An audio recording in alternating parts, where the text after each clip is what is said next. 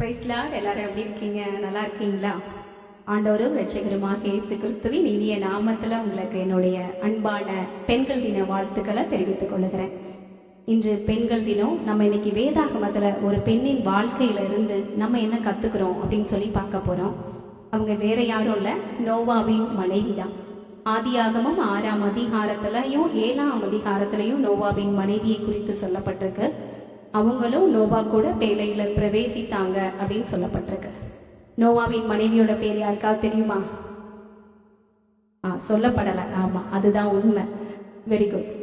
ஆண்டவர் நோவாவின் மனைவியோட வாழ்க்கையை பத்தி அதிகமா எழுதி வைக்காட்டியும் நம்ம அவங்க வாழ்க்கையில இருந்து 3 நிலைகளை கற்றுக்கொள்ளும்படி வேதாகமத்துல ஆண்டவர் அழகா என்ன செஞ்சிருக்கிறாரு, சொல்லி கொடுத்திருக்கிறார். அதுல முதலாவது என்னன்னா, அவங்க ஒரு வாலிப பெண்ணாய் வாழ்ந்த காலம்.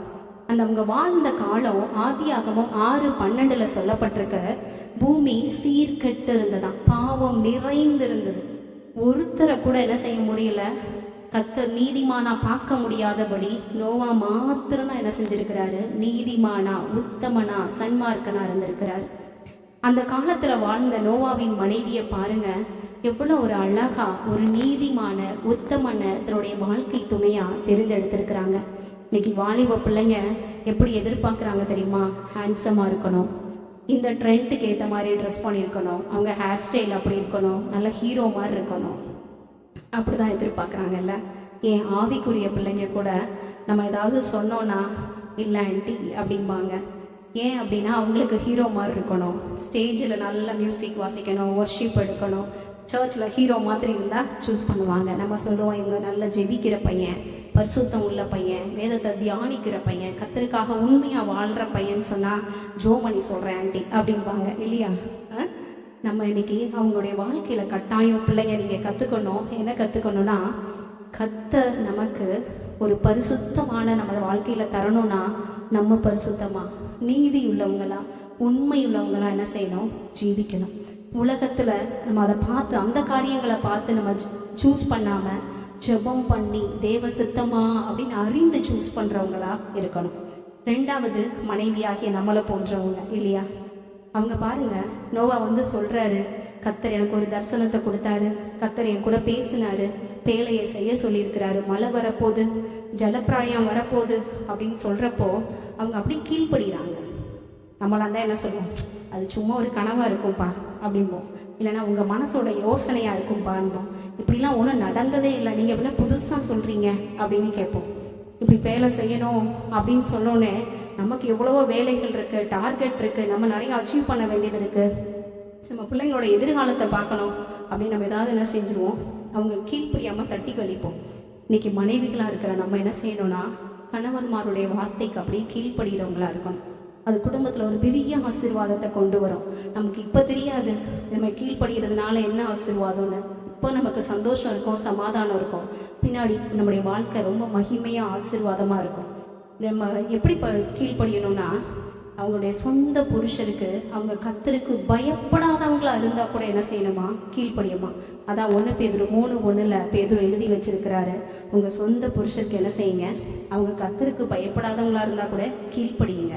அப்போதான் அவங்களுடைய நல் நடக்கை நிமித்தம் என்ன செய்ய முடியும், அவங்கள ஆதாயப்படுத்தி கொள்ள முடியும் அப்படின்னு எழுதி வச்சிருக்கிறாங்க. அப்போ மனைவிகளுக்கு அவங்க எப்படி பண்ணியிருக்கிறாங்க, நோவாவுக்கு நோவாவின் மனைவி அழகாக கீழ்ப்படிஞ்சாங்க. அது போல நம்மளும் கீழ்ப்படுகிறவங்களா இருக்கணும். 2வது பெரியவர்களாகிய மாமியார், அவங்க அழகான ஒரு முன்மாதிரியான வாழ்க்கை வாழ்ந்திருக்காங்க பாருங்க. 3 மருமகள்கள், அவங்களுக்கு 3 பையங்க இருந்தாங்க, சேம், காம், யாப்பே, அவருடைய மனைவிமார்கள். அவங்க எவ்வளோ அழகா அந்த குடும்பத்தை நேர்த்தியாக நடத்தியிருக்காங்க, ஒற்றுமையா, தாழ்மையா, அந்த மருமகள்மார்களிடத்துல விட்டு கொடுத்து அந்த குடும்பத்தை கொண்டு போயிருக்கிறாங்க. இன்னைக்கு ஒரு மருமகளை வச்சுட்டு என்ன செய்ய முடியல, சமாளிக்க முடியல, ரொம்ப கஷ்டமா இருக்கு. பசங்க கிட்ட என்ன செய்யறோம், உன் மனைவி பார் இப்படி பண்றா அப்படி பண்றான்னு என்ன செய்யறோம், சொல்லி கொடுக்குறோம் இல்லையா? அப்படி இருக்கக்கூடாது. குடும்பத்துல பெரியவர்கள் விட்டு கொடுக்குறவங்களா, பரவாயில்ல என் பிள்ளை தானே, தெரியாமல் செஞ்சுட்டா, நாளைக்கு மாறுவா அப்படின்னு சொல்லி நம்ம விட்டு கொடுத்து போகும்போது, தாழ்ந்து போகும்போது அந்த குடும்பத்தில் ஒரு ஒருமனம் இருக்கும், ஒரு சந்தோஷம் இருக்கும், ஒரு பெரிய செழிப்புக்குள்ளே நம்ம குடும்பம் என்ன செய்யும், கடந்து போகும். நம்மளுடைய நோவாவின் மனைவியை பார்த்தோம். இன்னைக்கு வாலிப பெண்களுக்கு அவங்க எப்படிப்பட்ட ஒரு முன்மாதிரியான வாழ்க்கை வாழ்ந்திருக்காங்க. மனைவிகளாகிய நமக்கு அவங்க எப்படிப்பட்ட ஒரு முன்மாதிரியான வாழ்க்கை வாழ்ந்திருக்காங்க. மூன்றாவது, மாமியாராக இருக்கிற பெரியவர்களை போன்ற உங்களுக்கு அவங்க எப்படிப்பட்ட ஒரு முன்மாதிரியான வாழ்க்கை வாழ்ந்திருக்கிறாங்க. இதே போல் நம்முடைய வாழ்க்கையை வாழ நம்ம அர்ப்பணிப்போமா? அன்பு தகப்பனே, இந்த பெண்கள் தினத்தன்று நோவாவின் மனைவியோட வாழ்க்கையிலிருந்து நாங்கள் கொஞ்சமாக கற்றுக்கொள்ள கர்த்தர் எங்களுக்கு உதவி செஞ்சுருக்கீங்கப்பா. அவங்க எவ்வளவு நேர்த்தியாய் ஒரு வாலிப பெண்ணாக இருந்த பொழுது உலக பிரகாரமாக சூஸ் பண்ணாமல் தேவ சுத்தத்துக்கு ஒப்பு கொடுத்து பரிசுத்தமாய் நீதியாய் வாழுகிற ஒருத்தரை சூஸ் பண்ணாங்க ஆண்டவரே. அதே போல் எங்கள் பிள்ளைகள் ஆண்டவரை உமக்கு பிரியமான உமக்கு சுத்தமான பிள்ளைகளை சூஸ் பண்ண உதவி செய்யுங்க. மனைவியாக இருக்கிற நாங்கள் கூட ஆண்டவரை எங்களுடைய கணவன்மார்கள் சொல்லுகிற காரியங்களுக்கு அப்படியே கீழ்ப்படிந்து நடக்கத்தக்க நல்ல ஒரு கீழ்ப்படிதலின் ஆவியை எங்களுக்கு தாங்க ஆண்டவரை.